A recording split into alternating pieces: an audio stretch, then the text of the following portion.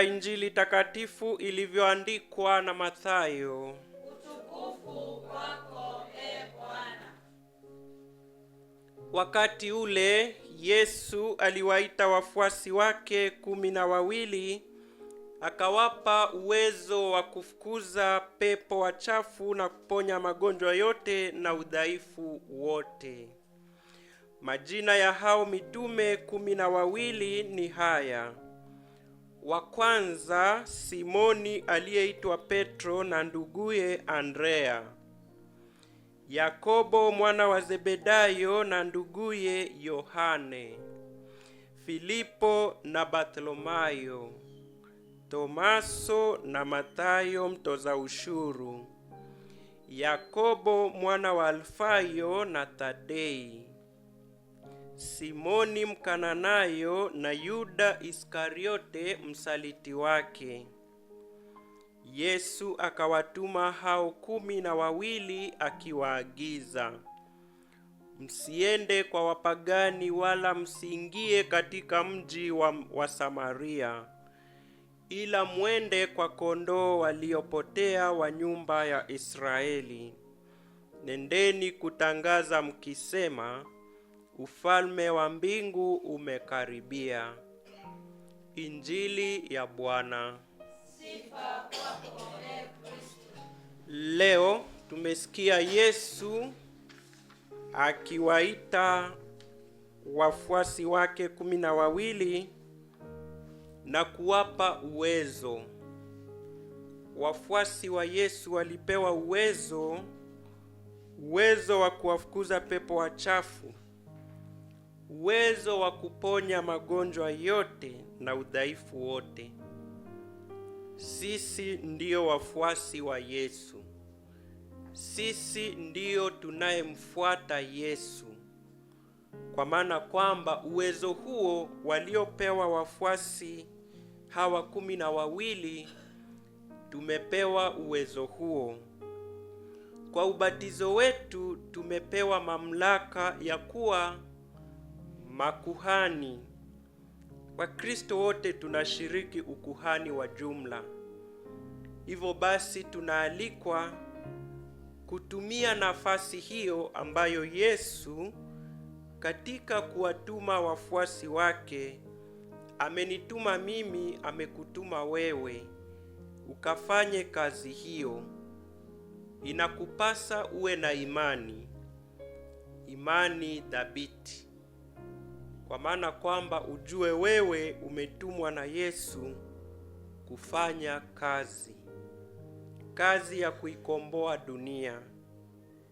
Tunaalikwa kuziombea familia zetu, kuwaombea wote wanaohitaji msaada wa maombezi yetu, bila kujisahau sisi wenyewe. Hata ikikupasa uwe na kidonda magotini kwa kupiga magoti sana ukiomba, sio kwa kuteleza ukaanguka, au kwa kuenda kupiga umbea kwa jirani ukajikwaa unapoelekea kule. Jambo lingine ambalo tunalitambua hapa katika Injili ya leo, Yesu anawaita kwa majina. Anawaita wafuasi hawa kwa majina. Tutambue umuhimu wa majina. Hata unapomwombea mtu, taja walao jina lake. Taja majina ya wale unaowaombea. Wafikishe kwa Yesu, wapeleke kwa Mungu kwa sala. Na pia Yesu anapowataja hawa wafuasi wake, anawataja kwa makundi ya wawili. Simoni Petro na nduguye Andrea 2; Yakobo mwana wa Zebedayo na nduguye Yohane 2; Filipo na Bartholomayo 2; Tomaso na Mathayo mtoza ushuru; Yakobo mwana wa Alfayo na Tadei; Simoni Mkananayo na Yuda Iskariote. Anawatuma wawili, hata majina anayataja kwa makundi ya wawili. Ushirikiano.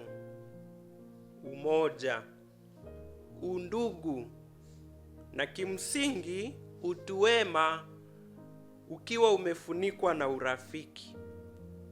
Yesu anapowatuma wawili waweze kushirikiana. Jifunze kushirikiana na wenzako. Usiishi kana kwamba umeumbwa hapa duniani ukatumwa peke yako. Hata Adamu alipoumbwa katika kitabu cha Mwanzo sura ya 1, Mungu aliona si vema awe peke yake, akamtumia msaidizi. Hivyo basi hata wewe usikae kana kwamba wewe ndi umetumwa kubeba tabu za dunia. Unaweza ukasema mimi ni mama sina bwana, mimi ni mjane, mimi ni baba sina mke, mimi ni mjane. Hata ukiwa single bado Yesu yupo. Jifunze kushirikiana na watu. Jifunze kuishi na watu, kwa sababu hata kama utaweza kufanya yote, kuna mengine lazima usaidiwe. Huwezi ukaona masikio yako bila kutumia kioo. Hivyo basi, huwezi tembea na kioo. Kwa nyumba ndipo unakuta watu wanachelewa hata kufika katika ibada ya misa, kwa sababu kuna kioo. Anaweka vazi hili, anaona alinipendezi. Anatoa anavaa lingine. Anavaa kiatu, anasema akijamatch na nguo. Lakini unapokuwa njiani hauna kile kioo kinachokuwa kwa nyumba yako. Watu ndio kioo cha maisha yako. Jifunze kurekebishwa, kubali unaporekebishwa. Huwezi ukajiona makosa yako. Na ndio maana kila mtu akipewa mizani ya utakatifu, tuseme kuwepo na chombo kama kile cha hospitali cha kupima temperature, cha kupima joto, thermometer. Sasa kuwepo na holinometer, kila mtu apewe, tutajiwekea 100%. Lakini ukimpa mtu mwingine akupime, ndipo utagundua wewe ni mbaya sana. Hata unapoketi hapo ukisikiliza mahubiri, neno la Mungu, bado mawazo mabaya yanapita. Yule mdeni wako bado unasema siwezi mlipa. Yule mwenye mmekosana naye, ukiambiwa wakihubiri kuhusu msamaha, unasema hata Yesu arudi siwezi msamehe.